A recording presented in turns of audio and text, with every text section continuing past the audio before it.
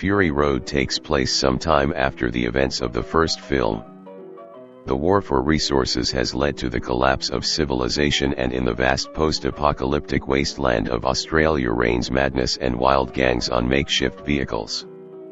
Even the seas began to dry up and leave behind a desert. Former road warrior and now lone wanderer Max Rokitansky, Tom Hardy, wanders the wasteland, tormented by visions of those he knew and could not save. So he is captured by raiders from the Citadel, a prosperous settlement that stands on underground water sources and is ruled by the dictator Immortal Joe, Hugh Keaysburn, whom his subjects consider a god in the flesh, and his faithful half-life warriors sincerely believe that after death will drive with him through the expanses of Valhalla. Max serves as a source of blood for one of Immortal Joe's drivers, Nux, Nicholas Hoult, to transfuse.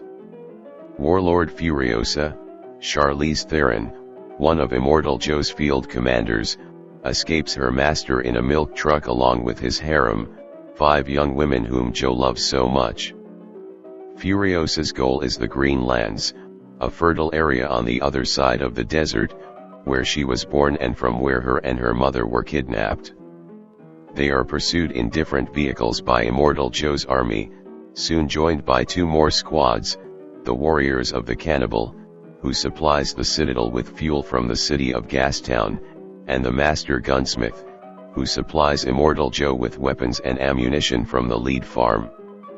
In a sandstorm, Nax's car crashes, and Max manages to free himself from his captor, retrieve his weapon, and join Furiosa's group. In a narrow canyon, the team of protagonists encounter a gang of bikers who blow up a passage in the rocks, thus blocking the way for Immortal Joe and his army. Joe overcomes the sand block in his car, and the Nux gets on the truck from Joe's car. But during the chase, one of the passengers, Pretty Angharad, dies. Due to Furiosa's failed assassination attempt and blaming himself for the death of Angharad, Nax is completely demoralized. One of Immortal Joe's wives inspires him to believe in the best, and he joins the group of main characters. In the gloomy swamps, the truck gets stuck in a quagmire, but Max manages to set a trap and kill one of the pursuers, the Master Gunsmith, thus providing the group with ammo from his car. In the desert on the other side of the swamps, the protagonists find several women, the remnants of the 1,000 mothers, the tribe of Furiosa, who fled from the Green Lands. It turned out that the swamps were the Green Lands from Furiosa's memories. At night, Furiosa makes a further plan of action and decides to continue through the salt marsh. One of Joe's wives is talking to an old mother who shows her a bag full of seeds, saying she hopes one day to find suitable land for plants. When Furiosa and the rest of the bikes hit the road, Max again has visions, and he realizes that even after months of travel, there may still be the same salt marsh ahead. Max suggests that instead of a hopeless path further along the salt marshes, the group return to the Citadel and capture it, taking advantage of the absence of Immortal Joe and the death of most of his army. On the way back, Joe's squad catches up with the main characters.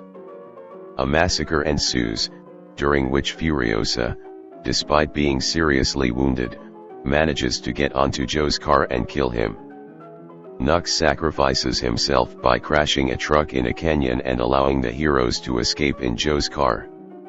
Upon returning to the Citadel, Furiosa takes the place of the ruler, opening the water for everyone, and Max, the eternally lonely warrior of the road, leaves it, hiding in the crowd.